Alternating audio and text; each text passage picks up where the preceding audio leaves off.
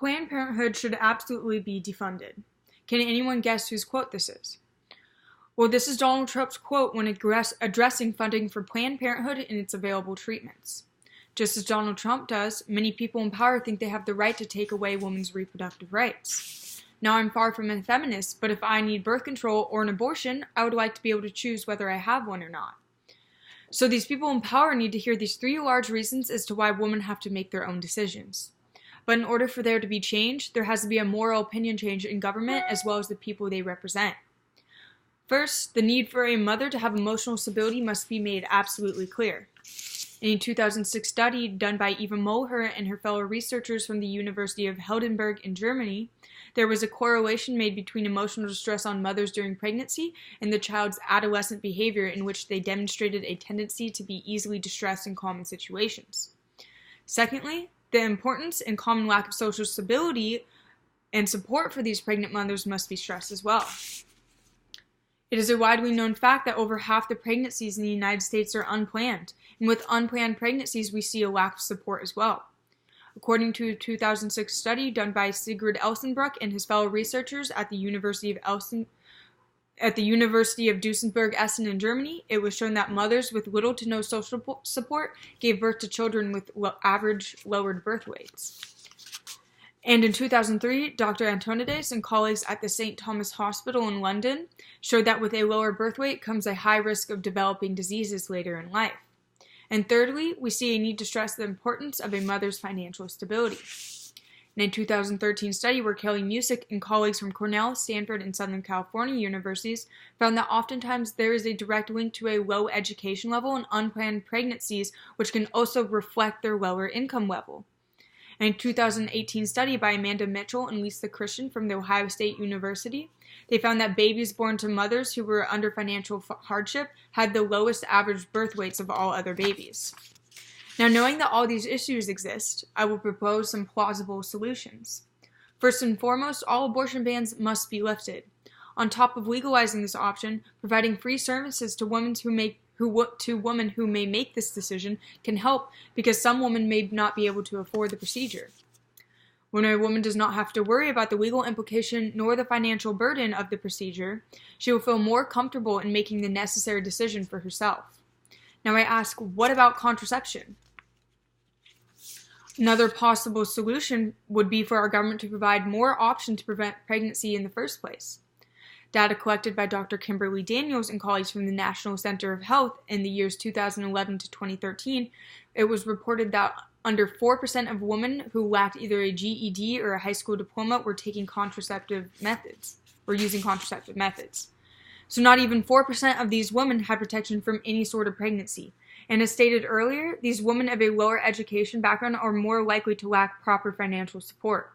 So I think we can all see this issue calls forth a need to better educate those who lack formal education and the necessity of contraceptive methods, as well as provide them with free options. Lastly and importantly, we must ban all hate and religious speech on Planned Parenthood, school, and government property. We've all seen those people on campus once or twice a year who preach about the sins of abortion.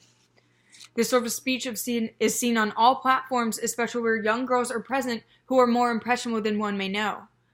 First, to address the morality of this issue, I think we all have to put on our big boy pants and understand that equality in the facts I have presented you with outweigh one's opposing opinion to women's reproductive rights.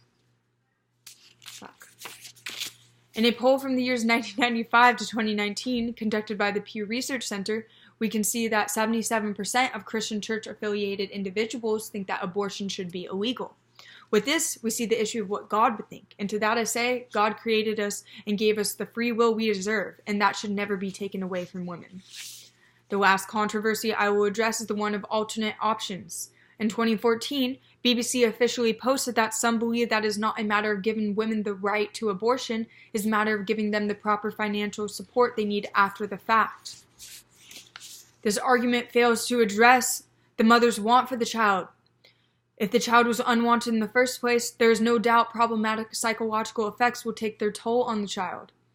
And these children deserve to be loved, and if a mother is forced to have a child she does not wish to have, love, unfortunately, may not be in the child's future. Fully legalizing abortion as well as spreading awareness for contraception could contribute to reducing the world's population size as well as government spending costs. With these proposed solutions, there's a chance to decrease unplanned pregnancies while also decreasing the growth of overpopulation percentages.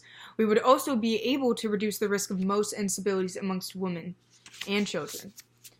With this, we can wager that women who put a hold on their lives to support their unplanned pregnancy would have been likely to contribute to continue their education or job track and potentially make beneficial contributions to society.